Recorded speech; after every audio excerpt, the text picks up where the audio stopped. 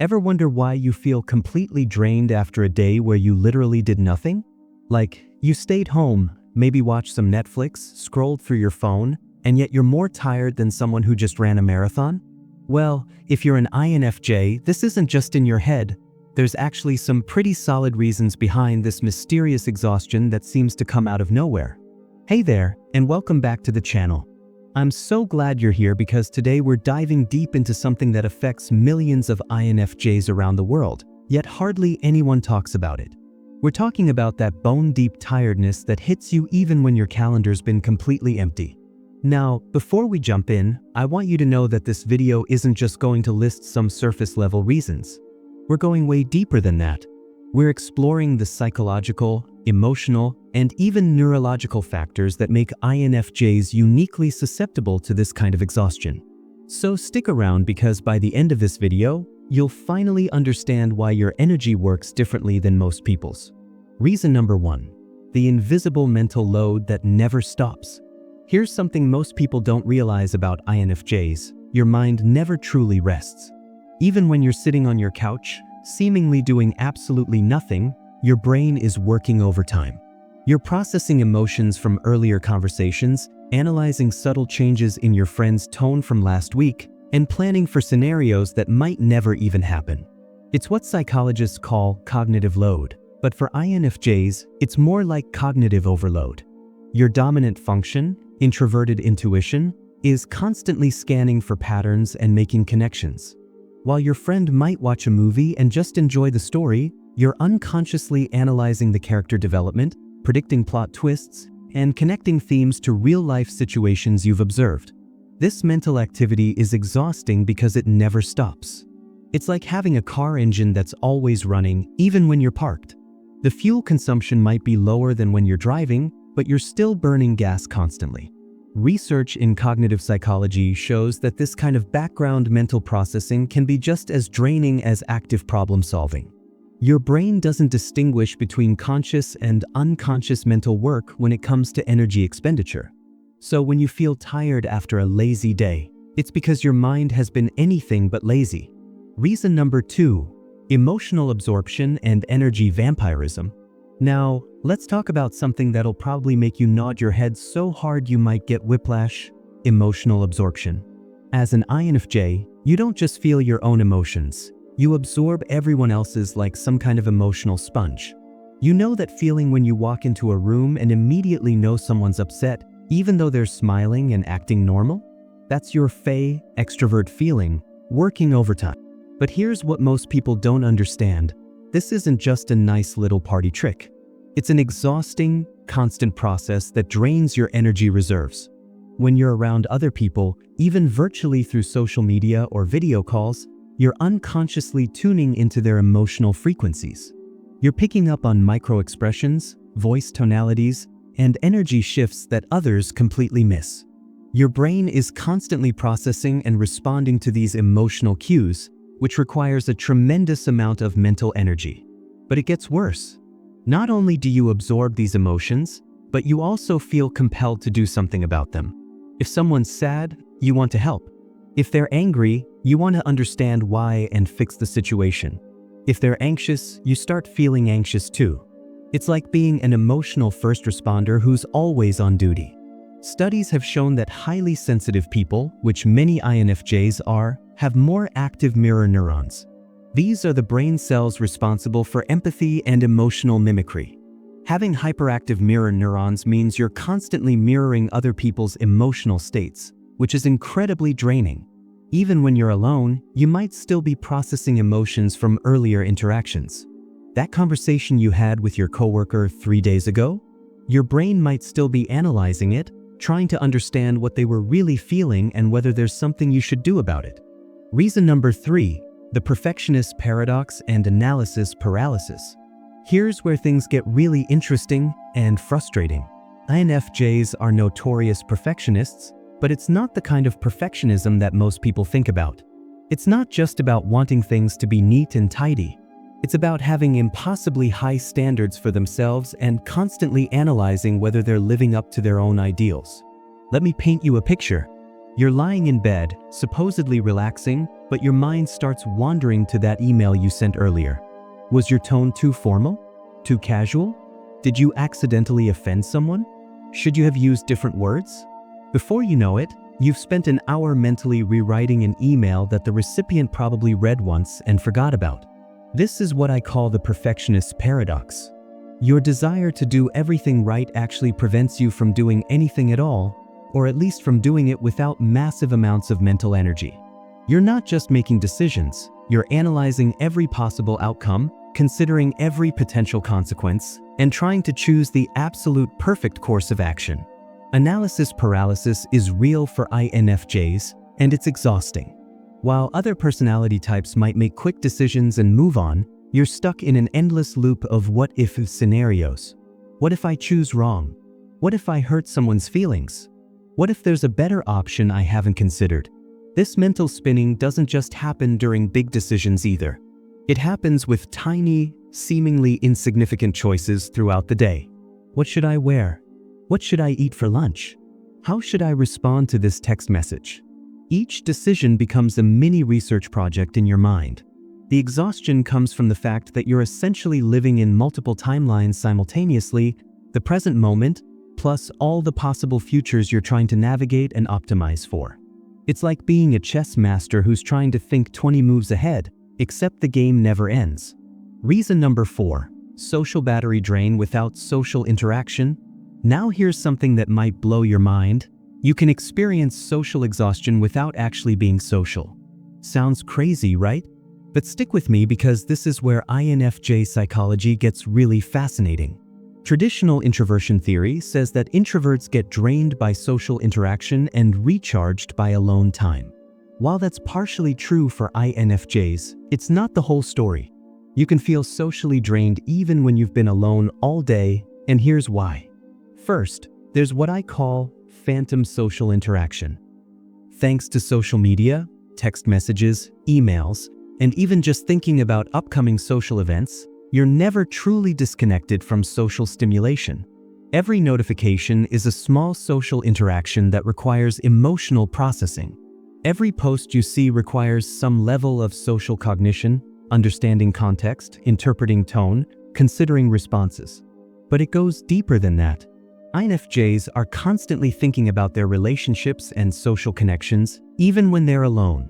You might spend hours mentally rehearsing conversations you need to have, worrying about how someone interpreted something you said, or planning how to help a friend who's going through a tough time. This mental socializing is just as draining as actual socializing because your brain doesn't really distinguish between real and imagined social interaction when it comes to energy expenditure. If you're thinking about social scenarios, your social processing centers are activated and using energy. There's also the phenomenon of social preparation anxiety. If you know you have social commitments coming up, even ones you're looking forward to, part of your mental energy is already being directed toward preparing for those interactions. You're unconsciously planning what to say, how to act, and how to manage your energy during those events. Reason number 5, the burden of unused potential and constant self-improvement. This one hits deep, and I know it's going to resonate with a lot of you. INFJs often carry this heavy sense of unused potential. You know you're capable of great things, you have big dreams and visions, but somehow you feel like you're not living up to your own expectations. This creates a constant undercurrent of frustration and exhaustion. You see, INFJs are natural visionaries. Your NI, introverted intuition, is constantly generating ideas, insights, and possibilities. You can see how things could be better in your life, in your relationships, in the world. But here's the kicker. Seeing all these possibilities can be overwhelming when you feel like you're not acting on them fast enough or effectively enough. It's like being given a preview of all the amazing things you could accomplish, but then feeling exhausted by the gap between your vision and your current reality. You're not just tired from what you've done, you're tired from everything you feel you should be doing but aren't. This connects to the INFJ tendency toward constant self-improvement. While self-improvement sounds positive, it can become exhausting when it never stops.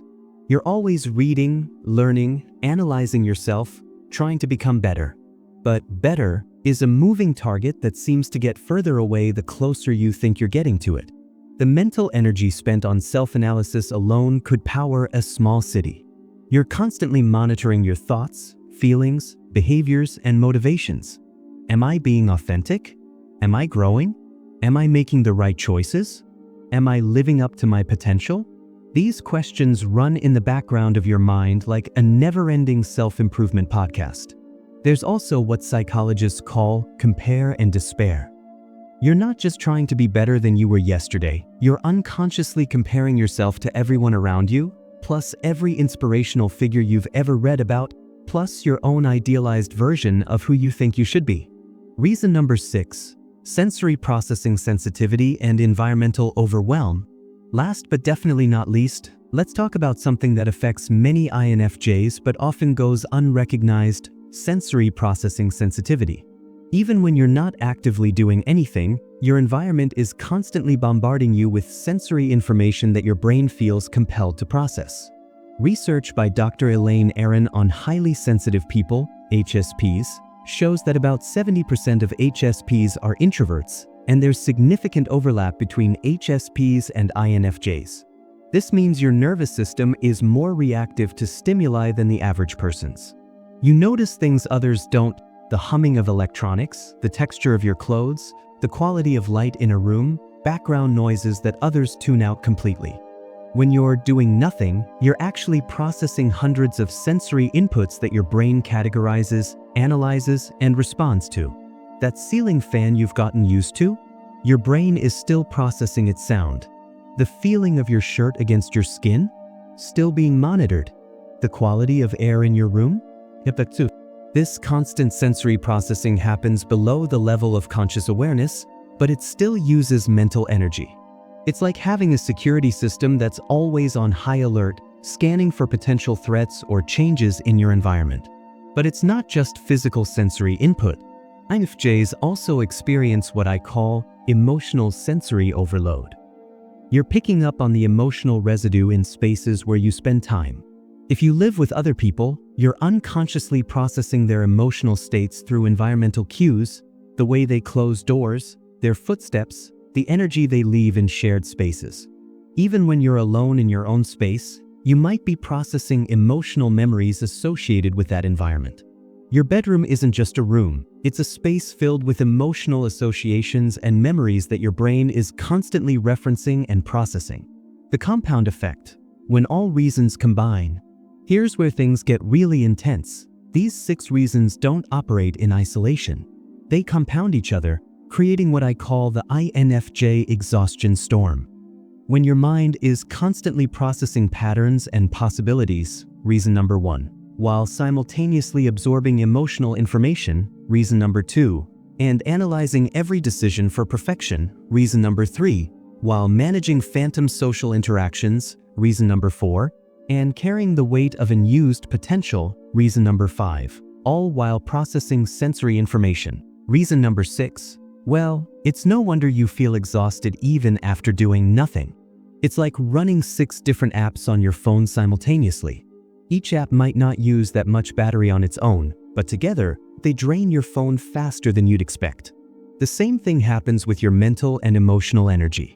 This compound effect explains why INFJ exhaustion often feels so mysterious and frustrating. You can't point to one specific thing that's draining you because it's actually a combination of multiple subtle, ongoing processes that most people aren't even aware they're doing. The hidden cost of being rare. Being part of only 1 to 3% of the population comes with hidden costs that most people never consider. You're constantly operating in a world that wasn't designed for your type of mind. Most social structures, work environments, and even relationships are optimized for more common personality types. This means you're constantly adapting, translating, and adjusting your natural way of being to fit into systems that don't naturally accommodate your needs. It's like being left-handed in a right-handed world. You can function, but everything requires a little extra mental energy because you're always having to adapt. The exhaustion of constant adaptation is real and significant. You're not just living your life, you're translating your experience into forms that others can understand and accept. This translation process happens so automatically that you might not even be aware of it, but it's happening constantly and it's draining your energy reserves. Why? Self-care advice often misses the mark. You've probably been told to practice self-care, take breaks, or just relax more. While these suggestions come from a good place, they often miss the mark for INFJs because they don't address the root causes of your exhaustion. Traditional self-care assumes that exhaustion comes from doing too much, so the solution is to do less. But INFJ exhaustion often comes from being too much, processing too much, feeling too much, thinking too much. You can't just turn off your dominant cognitive functions, and trying to do so can actually create more exhaustion through internal resistance. This is why a quiet evening at home might not be as restorative as people expect it to be for you. Your mind is still running those background processes we talked about. You need specific types of restoration that address the unique ways your energy gets depleted. Understanding your energy patterns. One of the most important things you can do as an INFJ is to understand your unique energy patterns. Your exhaustion isn't random or mysterious. It follows patterns that you can learn to recognize and work with rather than against. Start paying attention to what types of mental activity drain you most. Is it the emotional processing? The decision-making? The social preparation? The sensory overwhelm? Different INFJs will find that different factors affect them more strongly. You might notice that your exhaustion varies based on seasons, hormone cycles, stress levels, or life circumstances. This is normal and important information. Your sensitivity to these factors isn't a weakness, it's valuable data about how your system works. The gift within the challenge. While we've spent most of this video talking about the challenges of INFJ exhaustion, I want to acknowledge that these same qualities that exhaust you are also your greatest strengths. Your ability to process complex patterns makes you an incredible problem solver and visionary. Your emotional sensitivity makes you a healing presence for others. Your perfectionism drives you to create meaningful, high-quality work. The goal isn't to get rid of these qualities, it's to understand them so you can work with your natural design rather than against it. When you understand why you get exhausted, you can make more informed choices about how to spend your energy and how to restore it. Practical implications for daily life. Understanding these 6 reasons for INFJ exhaustion has practical implications for how you structure your life. It might mean scheduling buffer time after social interactions, even virtual ones. It might mean creating specific routines for decision-making to reduce analysis paralysis.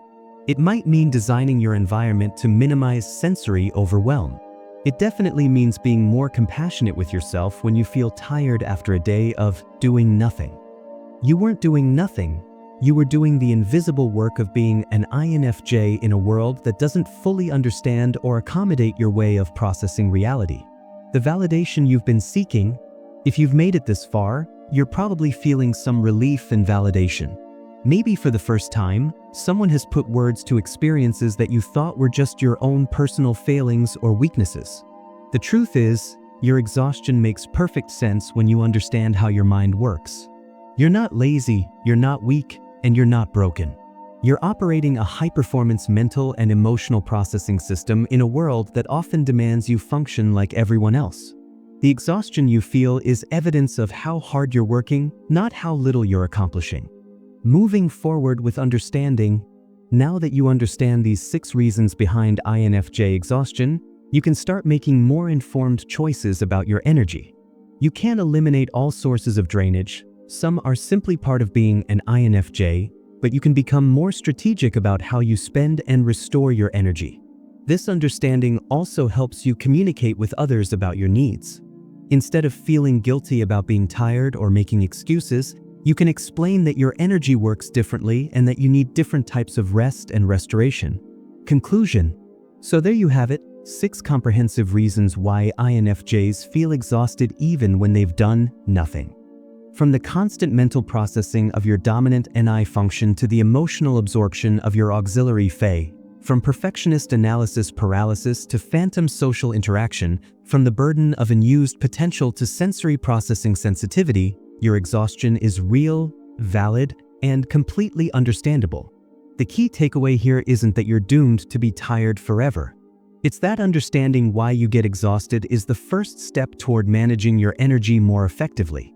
When you know that your mind is constantly running background processes, you can make more informed decisions about what you commit to and how you structure your rest time. Remember, being an INFJ isn't a limitation. It's a unique way of experiencing and contributing to the world. Your exhaustion is often the price you pay for your incredible gifts of insight, empathy, and vision. The goal is to honor both your gifts and your limitations, creating a sustainable way of living that works with your natural design rather than against it.